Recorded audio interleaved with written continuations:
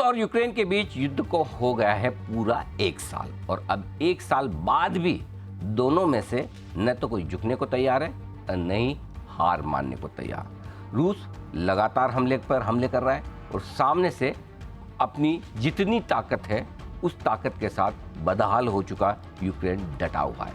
लेकिन इन दोनों देशों ने अपनी पूरी की पूरी ताकत लगाई है और इस ताकत के चलते इस युद्ध में पूरी ग्लोबल इकोनॉमी भी हिल चुकी है। रिकॉर्ड महंगाई ऐसी देखने को मिली जो आज तक कभी दिखी नहीं और महंगे कर्ज के दौर से पूरी दुनिया गुजर रही है। ग्लोबल इकोनॉमी में अब भी आर्थिक मंदी की आशंका जोर पकड़ती हुई दिख रही है। ऐसे में सबसे बड़ा सवाल है कि ये दोनों देशों के बीच में चल रहा महासंग्राम कब, कहां, कैसे, किस तरीके से खत्म होगा और अगर जल्द खत्म नहीं हुआ तो आगे क्या कुछ होगा दुनिया भर के लिए, दुनिया भर की इकोनॉमी के लिए और बाजारों के लिए। इस पूरे युद्ध से क्या कुछ सीखने को मिला है दुनिया भर को, आपको, हमें, और अगली बार भगवान न करे अगर इस तरह की कोई सिचुएशन आए तो निवेशकों के तौर पर आपको क्या सावधानी, क्या सतर्कता और कहां मौके ढूंढने, इस पर हमारी यह है विशेष चर्चा। रूस यूक्रेन युद्ध 1 साल, दुनिया बेहाल।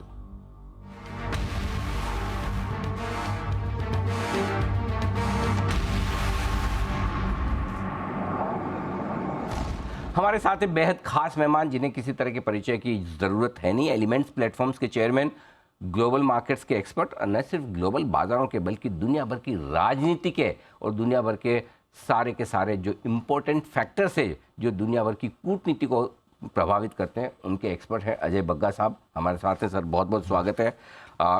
देखते देखते 1 साल हो गया और मैं फ्लैशबैक में जाकर देखता हूँ तो आई थिंक आप अकेले ऐसे थे जिनका ये कहना था कि ये युद्ध जल्दी खत्म होने वाला नहीं है, लेकिन शायद आपने भी नहीं सोचा होगा कि 1 साल जितना लंबा चल जाएगा। इतना लंबा हमें लग रहा था कि सर्दियों तक खत्म हो जाएगा, कहीं ना कहीं आ जाएगी कोई राहत, बट ये तो अभी और लंबा खिंचते दिखता अनिल जी। अब पोजीशंस बहुत वो हो गई हैं, अकड़ गए दोनों, अकड़ गए। अच्छा, और देखे ना दुनिया 1990 के बाद एक यूनिपोलर दुनिया हो गई थी कि अमेरिका सबसे बड़ा है, बाकी सब छोटे छोटे हैं। अब चाइना एमर्ज कर रहा है, तो लड़ाई है वैसे सुपर पावर स्टेटस की चाइना और यूएस में, उसके आसपास इर्द गिर्द सारे कंट्रीज अब ले रहे हैं पोजीशनिंग।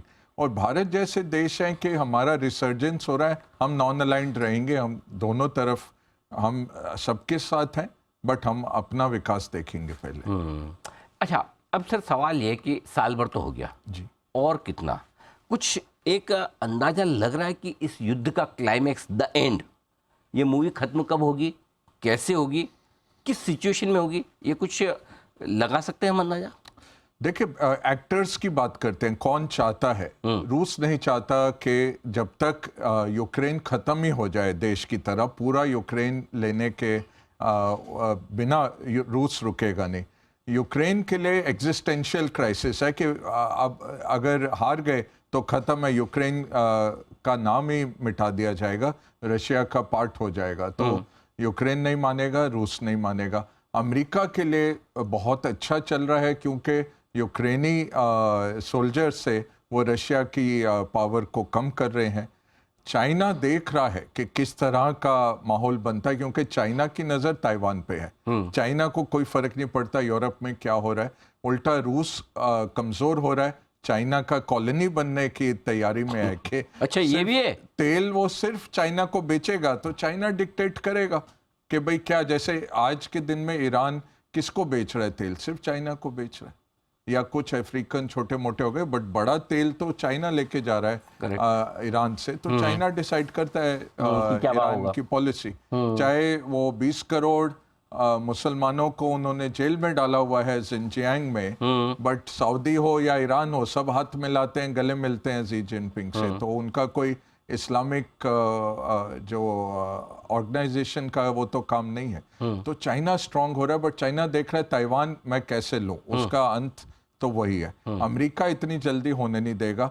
यूरोप देख रहा है संगठित हो गया है, यूरोप चाहता है कि अब खत्म हो, बट उसके पास पावर नहीं है कुछ करने की। मतलब वो चाहते हैं कि युद्ध खत्म हो, लेकिन यूरोप में ताकत है नहीं युद्ध खत्म करने और भारत जैसे जो बिल्कुल नॉन अलाइंड देश है वो कहते हैं खत्म हो जाए, सुलह हो जाए, फिर से लौट आए दुनिया में अमन शांति। बट अगेन हमारी ज्यादा लेकिन कोई वो लेकिन तो मतलब अभी नियर फ्यूचर में दिख नहीं रहा खत्म कब होगा और कैसे इतनी जल्दी नहीं होता अनिल जी, क्योंकि ये बहुत प्रोट्रैक्टेड रहेगा। होगा? एक हाइपोथेटिकल सिचुएशन आपके हिसाब से ये हो गया तो खत्म होगा? जैसे अगर रशिया अभी तैयार है 24 का अभी आक्रमण करने के लिए, और वो बॉर्डर पे बहुत सारे टैंक रशिया के भेज रहा है। तैयार हैं, और जैसे स्प्रिंग आता है, बर्फ मेल्ट होगी, तो फिर वो फिर से तैयारी करेंगे, जैसे पिछले साल किया था मार्च के अंत तक। तो रशिया अगर घुस जाता है आगे, तो अगर ले लेता है और फिर सब पीछे हो जाते हैं, एक वो तरीका है। दूसरा तरीका है कि अगर असला बारूद पहुंचा दिया जाए यूक्रेन को, और वो पुराने अपने सारे टेरिटरीज जो वापस रशिया ले ने ले। वापस ले ले, और फिर बोल दे अब हम विराम के लिए तैयार हैं। ये दो हो सकते हैं। उसके बिना और अभी इन बहुत दोनों में मुश्किल होने है। में वक्त तो है, वक्त कम से कम 4-6 महीने तो मिनिमम और लगेंगे। कीमत बहुत है। तो मतलब अगले साल भी सेम ऐसा ही शो करना पड़ सकता है।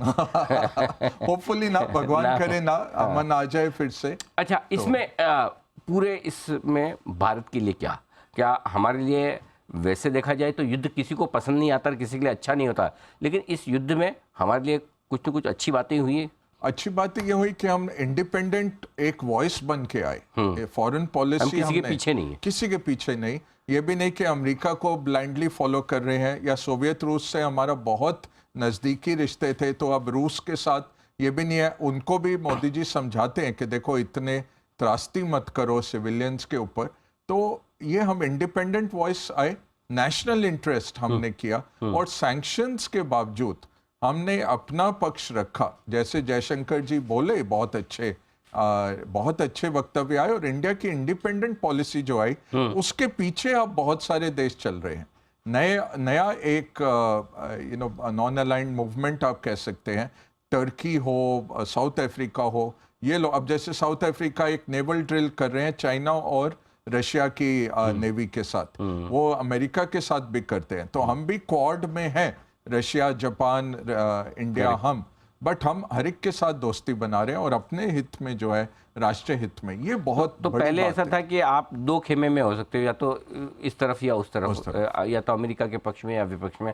अब आप न्यूट्रल भी रह सकते हैं। लेकिन दो चीज़ें जो पूरी इकोनॉमी, दुनिया भर की इकोनॉमी में जो माहौल बना, उससे क्या भारत के लिए एक सस्ता कच्चा तेल, और दूसरा चाइना +1 वाली पॉलिसी, ये लंबे समय तक काम करेगी या सिर्फ युद्ध चल रहा है तभी तक? नहीं, ये बहुत लंबे समय तक काम करेगी।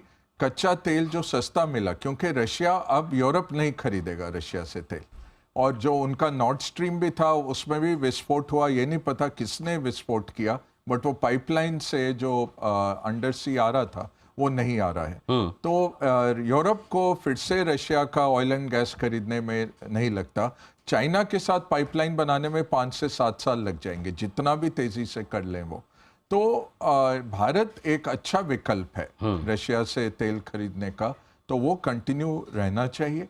दूसरी बात रही चाइना +1, वो तो होगा, क्योंकि जो ऑफशोरिंग था उसकी जगह अब आ गया फ्रेंड शोरिंग, कि अच्छा। अपने दोस्त के घर में आप ऑफशोरिंग करिए। तो मेक्सिको में भी जा रहा है, कनाडा में भी जा रहा है, भारत में भी आ रहा है, वियतनाम में आ रहा है, बांग्लादेश में आ रहा है काम, फिलीपींस में काम हो रहा है। तो भारत को चाइना +1 का बहुत बेनिफिट रहेगा। ये अग्रसर रहेगा अनिल जी। जो ये टेक्नोलॉजी पे अमेरिका बैन लगा रहा है चाइना को, जो सक्षम टेक्नोलॉजी पहुंचाने का सेमीकंडक्टर्स की, वैसा और आएगा सैंक्शंस। क्योंकि चाइना बोलता है उस पर आप कभी विश्वास नहीं कर सकते। नजर उसकी ताइवान पर ही है। तो उसने 92 में ब्रिटिश से करार किया था, जब वापस लिया हांगकांग, कि हांगकांग इंडिपेंडेंट रहेगा। ले लिया वापस? ले लिया, और कोई कुछ नहीं बोल सका। सब चेंज कर दिया हांगकांग का। तो उससे उनके हौसले बहुत बढ़ गए हैं। अब वो यही देख रहे हैं यूएस में कितना पॉलिटिकल विल रहेगा। हो सकता है इस साल के अंत में, अगले साल करें, जब इलेक्शन ईयर हो, बाइडेन भी थोड़ा देखें, भाई अगर बहुत नुकसान हो गया तो मैं इलेक्शन हार जाऊंगा, अगर खड़े होने की उसमें है तो। बट चाइना करेगा तो सही ताइवान।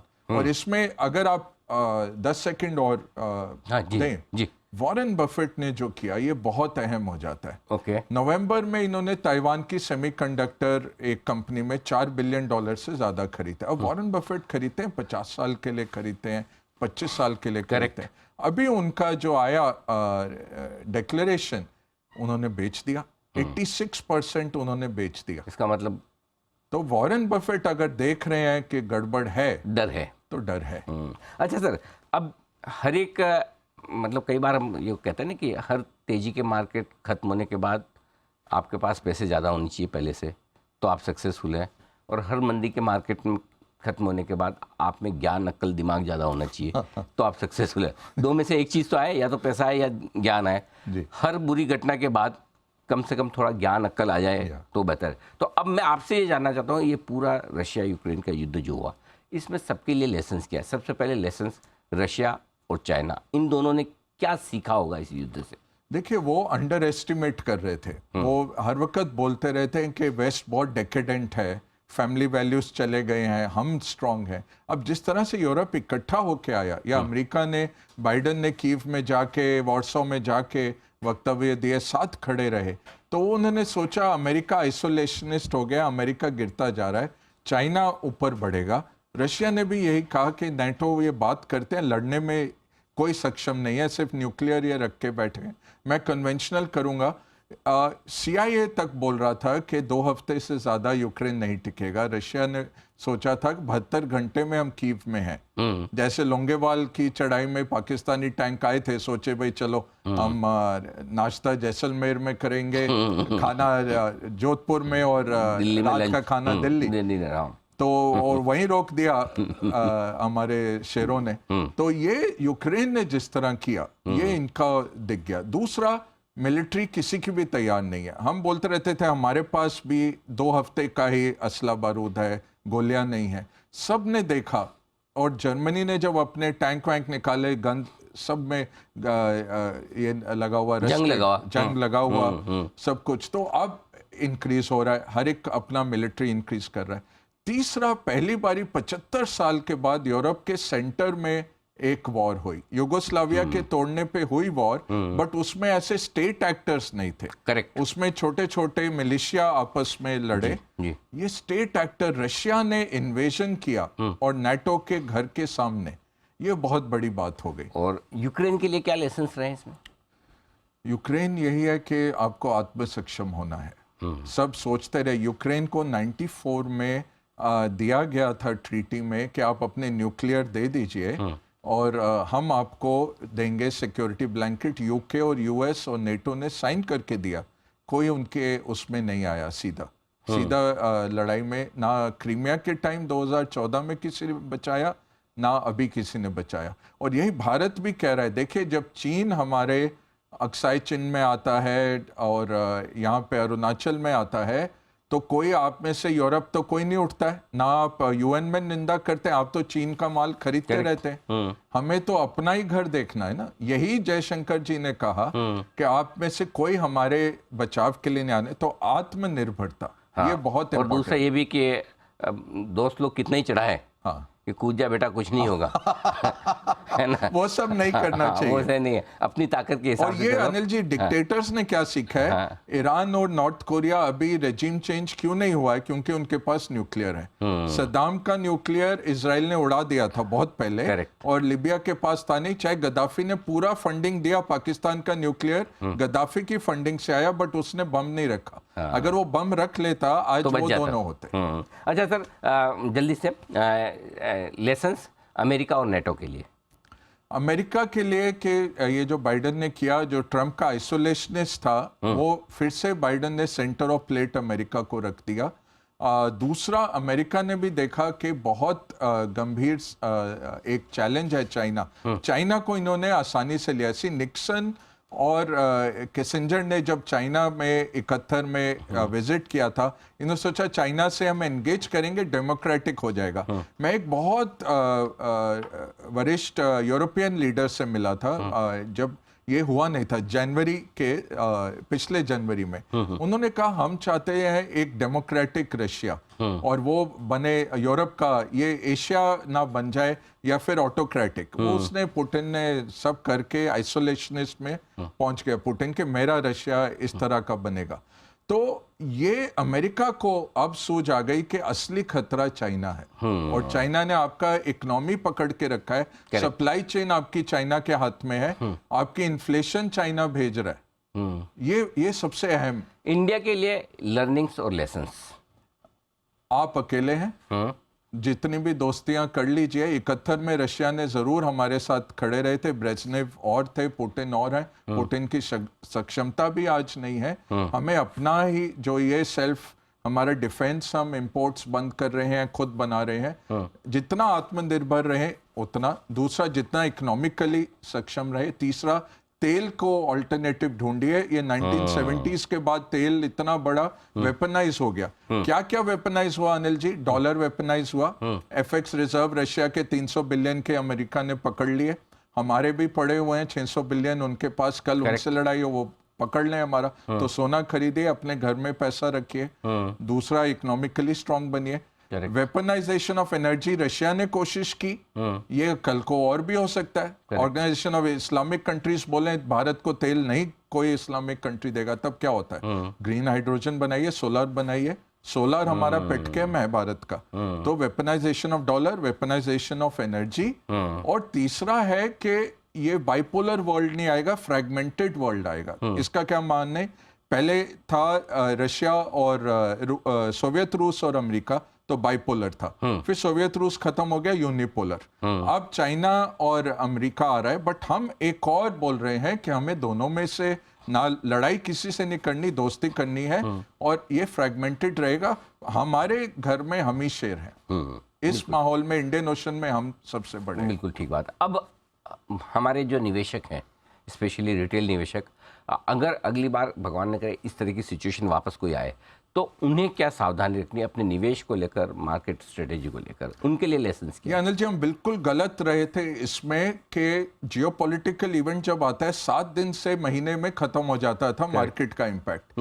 बट 1970 की हिस्ट्री किसी ने नहीं पढ़ी थी, ना सेंट्रल बैंक्स ने ना गवर्नमेंट्स ने, कि जो जिस तरह से ओपेक ने जब वेपनाइज किया एनर्जी तो बदल गया।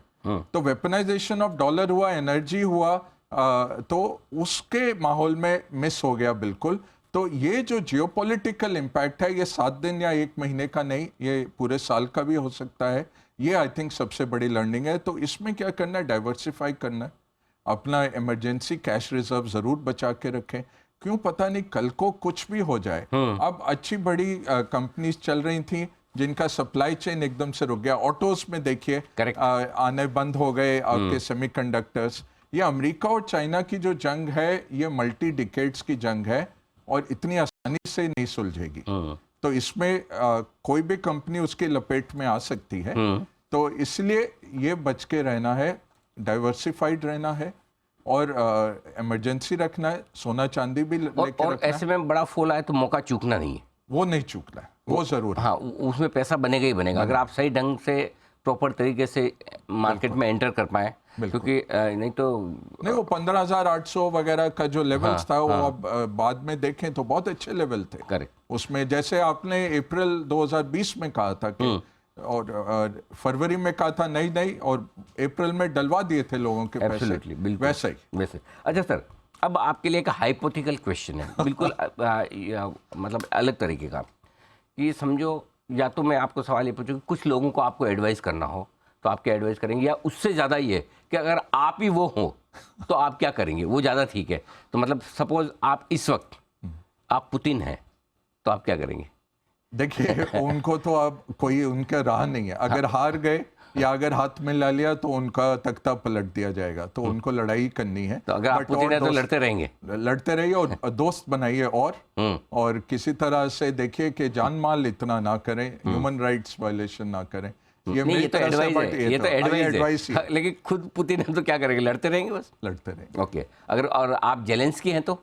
जेलेंस्की हैं तो जो कर रहा है बहुत अच्छा कर रहा है, और पूरा सब देशों को अपने से सम्मिलित करिए और उनसे एड लीजिए, और जिस तरह से बिल्कुल आगे बढ़ के वो फ्रंट फुट खेल रहे हैं वैसे खेलता रहो। अच्छा, वो खेलते रहना चाहिए। अच्छा, और बाइडेन साहब अगर आप हैं तो, अगर आप फॉर एग्जांपल एक दिन के लिए आपको बाइडेन बना दें इस वक्त या अगर उन्हें आपको एडवाइस करना हो? एक तो पुतिन को मिलिए जाके, और शी जिनपिंग को भी मिलिए। आप छोड़ नहीं सकते, और अपने तख्ते से उतर के जाके मिलो उनको। आप उतर जाके आते हैं आप? बिल्कुल, पक्का, कोई डर नहीं है। जैसे कीव भी होके आए, कुछ ऐसे है नहीं, जाके मिलना चाहिए दोनों को। और क्योंकि आपकी जो छवि बन जाएगी, देखिए बाइडेन ने एक बहुत अच्छा पैंतरा खींचा है कि यूक्रेन का युद्ध यूक्रेन रशियन नहीं है, यूनिफिकेशन ऑफ रशिया नहीं है, डेमोक्रेसी वर्सेस अथॉरिटेरियन है। उन्होंने ये जो बना दिया है लोगों के जहन में। और ये अभी यूरोपियन यूनियन ने एक बहुत अच्छा सर्वे निकाला, भारतीय ही है जो कहते हैं 61% भारत कहता है कि रूस हमारे दोस्त है। बाकी दुनिया में आइसोलेट हो रहा है रूस, 35% चीनी कहते हैं, बट बाकी कोई नहीं कहता है, रशिया वगैरह यूरोप वगैरह में। तो बाइडेन ने बहुत अच्छे पैंतरे खेले हैं, बट जो स्टेट्समैन वो मिस कर गए हैं। मैं कहूंगा वो जाएं, बोले मैं आ रहा हूं शी जिनपिंग, मैं आ रहा हूं पुतिन, बैठ के उनके साथ बोलें इसको कैसे हम सॉल्व कर सकते हैं। ये बड़े आदमी का ये काम होता है, ये मैं करूं। अब सबसे आसान सवाल इस शो का। अच्छा, ये भी बड़े आसान था। हाँ, इससे सबसे आसान, अगर आपको मोदी जी को एडवाइस करना हो या आप मोदी जी हो तो इस वक्त क्या करेंगे? मोदी जी के पास अच्छा अपॉर्चुनिटी है, जो हम नॉन अलाइनमेंट मूवमेंट के हेड थे हम, मोदी जी को मिलना चाहिए तीनों को, बाइडेन को, शी जिनपिंग को, पुतिन को। स्पेशली हम जो G20 के हम मुखिया हैं इस साल, तो उनके पास एक ओहदा भी है ऐसा G20 के अंदर ही।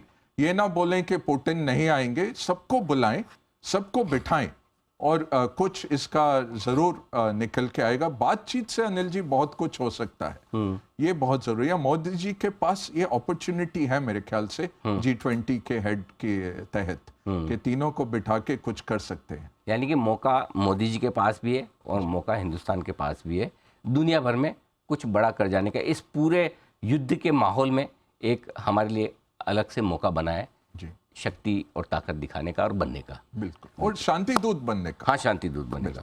तो बिल्कुल बगैर साहब बहुत बहुत धन्यवाद। आई एम श्योर हमारे सारे दर्शकों ने ये शो बड़ा एंजॉय किया होगा। बड़ी डीप इनसाइट आपने दिए, और सबसे बड़ी बात जो है आपने हिंदुस्तान के लिए की कि हमें डॉलर का वेपनाइजेशन करना है, हमें तेल और एनर्जी पर आत्मनिर्भरता बनानी है, बाहर किसी के भरोसे नहीं रहना है, और हम अपनी दुनिया के राजा हैं, हम किसी के पीछे नहीं हैं, किसी से डरते नहीं हैं और किसी को धमकाते भी नहीं है। इस स्ट्रेटेजी पर रहना है, और मार्केट में और इकोनॉमी के लिहाज से ऐसे मौके जब भी भगवान न कराए, अगर आए तो चूकना नहीं है।